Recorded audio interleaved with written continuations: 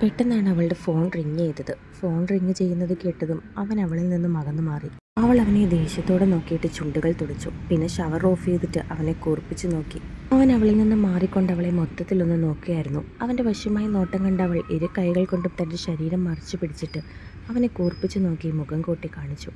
കൊള്ളാം, അന്ന് കണ്ടതിലും ഡെവലപ്മെൻ്റ് ഉണ്ട്, അവൻ മീശ പിരിച്ചുകൊണ്ട് പറഞ്ഞതും അത് കേട്ടതും അവൾ വായും തുറന്ന് അവനെ നോക്കി. അവളുടെ നോട്ടം കണ്ടവൻ പുരുകം പൊക്കി എന്താണെന്ന് ചോദിച്ചു. കണ്ടില്ലെന്ന് പറഞ്ഞിട്ട് അവൾ നിഷ്കളങ്കമായി ചോദിച്ചു. പിന്നെ നല്ല ചിക്കൻ ബിരിയാണി കൊണ്ടുവന്ന് മുൻപിൽ വെക്കുമ്പോൾ കഴിക്കാൻ പറ്റില്ലെങ്കിലും കൊതിയോടെ നോക്കി നിന്ന് പോയില്ലേ മോളെ, അവൻ നെഞ്ചിൽ കൈവച്ചുകൊണ്ട് പറഞ്ഞതും അവളുടെ മുഖം നാണം കൊണ്ട് ചുവന്നു. എന്നാണ് അതിൻ്റെ സോഫ്റ്റ്നെസ് ഒക്കെ ഒന്ന് അറിയാൻ പറ്റിയത്. അവൻ പറഞ്ഞതും അവൾ അവനെ നോക്കാതെ നാണത്തോടെ ചിരിച്ചു. ഇങ്ങനെയാണെങ്കിൽ രാത്രിയും പകലും ഇച്ചായം കുളിപ്പിച്ചോളാം, അവൻ അവളെ നോക്കി വശ്യമായി പറഞ്ഞു. കാപാലികൻ, അവൾ പതിയെ പറഞ്ഞു. ഇങ്ങനെ പോയാൽ അധികം വൈകാതെ നീ എന്നെ കാപാലികനാക്കും, അവൻ പറഞ്ഞതും വീണ്ടും അവളുടെ ഫോൺ റിങ് ചെയ്യാൻ തുടങ്ങി. അവൻ പറയുന്നത് കേട്ട് അവൾ വാ പൊളിച്ചു. അവൾ പറഞ്ഞത് കേട്ടെന്ന് അപ്പോഴാണ് അവൾക്ക് മനസ്സിലായത്. ഇങ്ങനെ കിടന്ന് വിളിക്കുന്നത് ആരാ എന്നുള്ള സംശയത്തിൽ അവൻ ഫോൺ എടുത്തു. മിത്രയായിരുന്നു. അവൻ കോൾ അറ്റൻഡ് ചെയ്ത് ചെവിയിലേക്ക് വെച്ചു. ഹലോ എടി സേറ, എത്ര നേരമായി, നീ എന്തെടുക്കുക? അവൻ ഫോൺ എടുത്ത പാടി അവൾ ദേഷ്യത്തോട് ചോദിച്ചു. അവൾ കുളിക്കുക, അവൻ മറുപടി പറഞ്ഞു. ആ അതെയോ, എപ്പോൾ ഇറങ്ങും? അവൾ സംശയത്തോടെ വീണ്ടും ചോദിച്ചു. ഞാൻ ഇറങ്ങുമ്പോൾ ഇറങ്ങും, അവൻ ചിരിച്ചുകൊണ്ട് അവളെ നോക്കി പറഞ്ഞതും അവൾ വാതിലിലേക്ക് നോക്കി. അവനെ വെട്ടിച്ച് അവൾ വാതിലിന്റെ അടുത്തേക്ക് പോകാൻ തുടങ്ങിയതും അവൻ അവളുടെ കയ്യിൽ പിടിച്ചു വലിച്ചു നിർത്തിക്കൊണ്ട് വാതിൽ ചാരി നിന്നു. ദുഷ്ടൻ, അവൾ അവനെ നോക്കി പിറുപിറുത്തു. ചേട്ടനിപ്പോൾ എന്താ പറഞ്ഞേ? അവൻ പറഞ്ഞത് കേട്ട് മിത്ര ഞെട്ടിക്കൊണ്ട് ചോദിച്ചു. മിത്ര, ഞങ്ങൾ കുളിച്ചിട്ട് ഇറങ്ങിയിട്ട് വിളിക്കാം, അവൻ പറഞ്ഞതും മിത്ര ഞെട്ടിപ്പോയി. സേറ തലയിൽ കൈവച്ചുകൊണ്ട് ദയനീയമായി അവനെ നോക്കി. ഹലോ മിത്ര, അവളുടെ അനക്കമൊന്നും ഇല്ലാഞ്ഞതും അവൻ സംശയത്തോടെ വിളിച്ചു. ഏ അവൾ അന്തം വിട്ട് ചോദിച്ചു. ഞങ്ങൾ കുളിക്കുക, ഇറങ്ങുമ്പോൾ സേറ വിളിച്ചോളും, അവൻ വീണ്ടും പറഞ്ഞു. ആ ആ ആ അവൾ യാന്ത്രികമായി പറഞ്ഞതും അവൻ ചിരിച്ചുകൊണ്ട് ഫോൺ വെച്ച് വീണ്ടും അവളുടെ അടുത്തേക്ക് നടന്നു. അവൻ വരുന്നതനുസരിച്ച് അവൾ പുറകിലേക്ക് മാറിക്കൊണ്ടിരുന്നു. വീണ്ടും ഭിത്തിയിൽ തട്ടി നിന്നു. ഒരു കൈകൊണ്ട് മാറുമറിച്ച് അവൾ മറുകൈ കൊണ്ട് ചുണ്ടുകൾ പൊത്തിപ്പിടിച്ചുകൊണ്ട് അവനെ നോക്കി. അവൻ ചിരിച്ചുകൊണ്ട് അവളുടെ അടുത്തേക്ക് ചെന്ന് കൈയെത്തി ടവലെടുത്ത് ഒന്ന് നോക്കിക്കൊണ്ട് സ്വയം തലയും ശരീരവും തുടച്ചു. ഇങ്ങേര് തന്നെ മിക്കവാറും വഴിതെറ്റിക്കും, അവൾ മനസ്സിൽ ചിന്തിച്ചുകൊണ്ട് കണ്ണുകൾ ഇറുക്കി അടച്ചു പിടിച്ചു. അവൾ കണ്ണുകൾ ഇറുക്കി അടച്ചു പിടിക്കും തോറും അവൾക്ക് കണ്ണുകൾ തുറന്ന് നോക്കാനുള്ള ടെൻഡൻസി ഉണ്ടാകുകയായിരുന്നു. ഇടയ്ക്ക് അവൾ കണ്ണുകൾ പാളി തുറന്ന് നോക്കും. അപ്പോൾ അവൻ ഡ്രസ്സ് മാറുന്നത് കാണുമ്പോൾ കണ്ണുകൾ ഇറുക്കി അടച്ചു പിടിക്കും.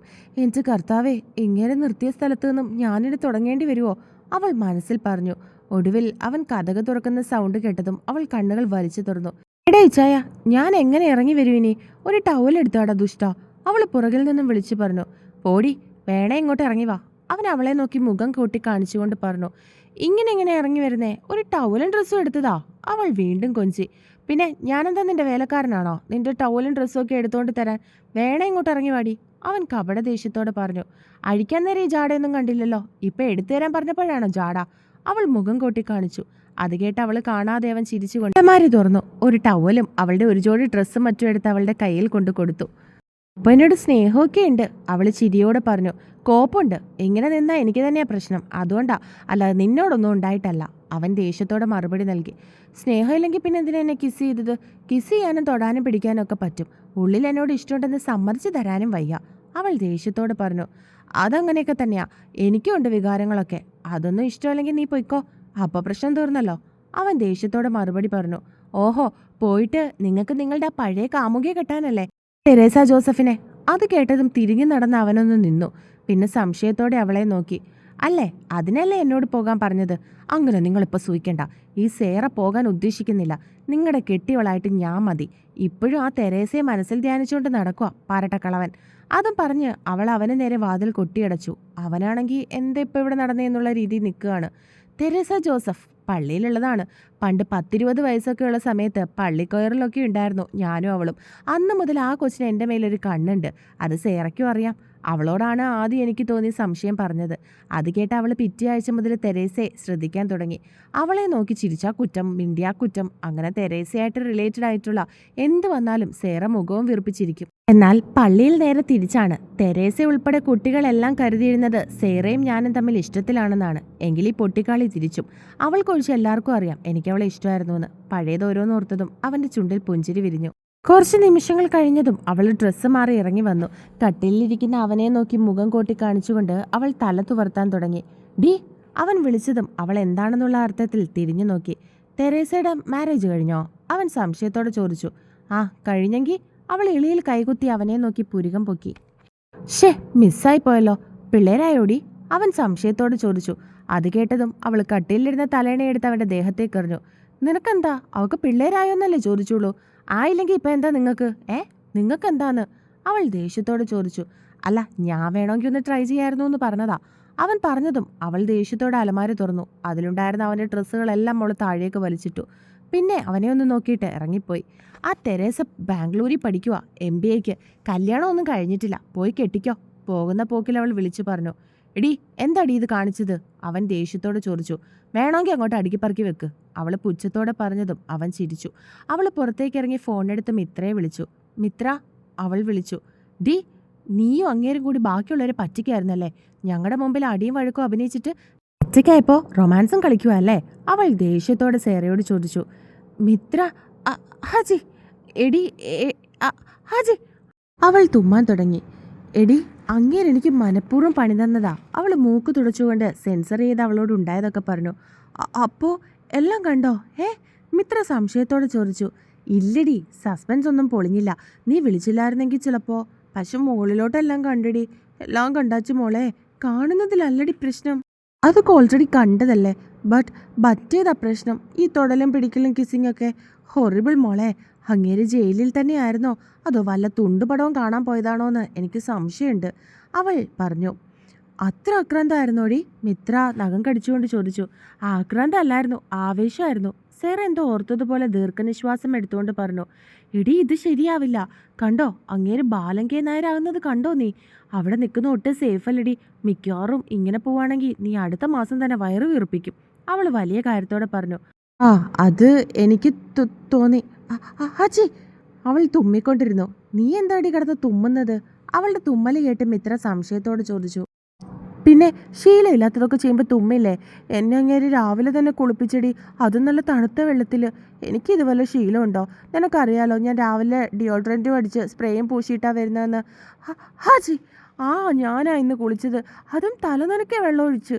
എനിക്ക് പനിയാവുമെന്നാ തോന്നുന്നേ, അവൾ മൂക്ക് തുടച്ചുകൊണ്ട് പറഞ്ഞു. അയ്യോ, ഇനിയിപ്പോൾ എന്ത് ചെയ്യടി? മിത്ര ആവലാതിയോടുകൂടി അവളോട് ചോദിച്ചു. എന്ത് ചെയ്യാൻ? അങ്ങേര് നോക്കും, ഇല്ലെങ്കിൽ ഞാൻ നോക്കിക്കും. നീ കണ്ടോ മോളെ, ഇന്ന് ചേച്ചി ഒരു കളി കളിക്കും. നീ വെച്ചോ, എൻ്റെ തലയിൽ ചില കുരുട്ടുബുദ്ധികളൊക്കെ ഉദിക്കുന്നുണ്ട്. ഇന്ന് ഞാൻ അങ്ങേരെ കൊണ്ട് എന്നെ സേവ ചെയ്യിപ്പിക്കും കുട്ടാ. ഹാച്ചി, അവൾ പറഞ്ഞതും മിത്ര ചിരിച്ചു. സേറ എന്തോ തീരുമാനിച്ചുറപ്പിച്ചതുപോലെ ഫോൺ കട്ട് ചെയ്തിട്ട് കുടിലമായി ചിരിച്ചു. അവൾ കുടിലമായി ചിരിച്ചുകൊണ്ട് മുറിയിലേക്ക് നടന്നു. അവൾ ചെന്നപ്പോൾ അവൾ വലിച്ചുവാരിയിട്ട് അവൻ്റെ ഡ്രസ്സുകളൊക്കെ അടുക്കി വെക്കുകയായിരുന്നു. വെക്ക്, ഇനി എന്തൊക്കെ പണി എടുക്കാനുള്ളതാ? ഓരോന്നായിട്ട് അങ്ങോട്ട് ചെയ്താട്ടെ. നിങ്ങളെന്നോട് ഇഷ്ടമാണെന്ന് പറയില്ല അല്ലേ? എന്നോട് ദേഷ്യമല്ലേ? അവൾ മനസ്സിൽ ചിന്തിച്ചുകൊണ്ട് എന്തോ മനസ്സിൽ കരുതിക്കൂട്ടി. ഹാജി, മുറിയിലേക്ക് കയറിയ അവൾ ഒന്ന് തുമ്മി. അവൾ തുമ്മുന്ന സൗണ്ട് കേട്ട് അവൻ തിരിഞ്ഞു നോക്കി. അവൾ മൂക്കൊന്ന് തുടിച്ചുകൊണ്ട് മുറിയിലേക്ക് ചെന്നതും ഒരൊറ്റ വീഴ്ചയായിരുന്നു താഴേക്ക്. സേറ, അവൻ വിളിച്ചുകൊണ്ട് അവളുടെ അടുത്തേക്ക് ഓടിച്ചെന്നു. സേറ, കണ്ണു തുറക്ക്, അവൻ അവളുടെ കവളിൽ തട്ടി വിളിച്ചു.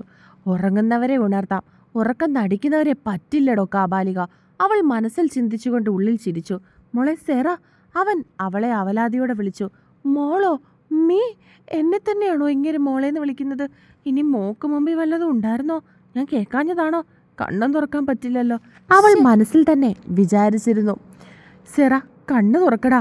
ദേ ഇച്ചാനെ നോക്കിക്കേ സേറ, അവൻ വീണ്ടും വിളിച്ചു. ദേ കിടക്കണ്, ഇങ്ങർക്ക് ഇത്രയും സ്നേഹം ഒഴുകി കിടപ്പുണ്ടോ എന്നോട്? കൊച്ചു കള്ളൻ. ഹയ്യമ്മ, കണ്ടോ സേറ മോളൊന്ന് വീണപ്പോൾ ഇച്ചായൻ്റെ കൽബ് പിടയ്ക്കുന്നു. കണ്ണ് തുറന്നാലല്ലേ ഇച്ചായനെ നോക്കാൻ പറ്റുള്ളൂ. ഇച്ചായ, സേറ തലകറങ്ങി വീണതല്ലേ കൊരങ്ങ. പോയി വെള്ളം എടുത്തോണ്ട് വന്ന് കൂടെ, അപ്പം ഞാൻ പതുക്കെ കണ്ണ് ചിമ്പി തുറക്കും. പോയിട്ട് വാ, അവൾ മനസ്സിൽ പറഞ്ഞു. അവളെ എത്ര വിളിച്ചിട്ടും അവൾ കണ്ണ് തുറക്കാഞ്ഞതും അവൻ അവളെ അവിടെ കിടത്തിയിട്ട് ബാത്റൂമിലേക്ക് കയറി. അവൻ പോയെന്ന് മനസ്സിലായതും അവൾ പതിയെ കണ്ണുകൾ തുറന്നു നോക്കി. കപ്പൽ വെള്ളവും എടുത്ത് തിരികെ വരുന്ന അവനെ കണ്ടതും അവൾ പഴയ പോലെ തന്നെ കണ്ണുകൾ അടച്ചു കിടന്നു. സേറ, അവൻ കപ്പിൽ നിന്നും വെള്ളമെടുത്ത് അവളുടെ മുഖത്തേക്ക് ഒഴിച്ചുകൊണ്ട് വിളിച്ചതും അവൾ ഒന്നും അറിയാത്തതുപോലെ കണ്ണുകൾ തുറന്നു. ഇച്ചായ, ഞാൻ എവിടെയാ? ഷോ, എനിക്കൊന്നും ഓർമ്മയില്ലല്ലോ. എനിക്കെന്താ പറ്റിയേ? അവൾ അഭിനയിക്കാൻ തുടങ്ങി.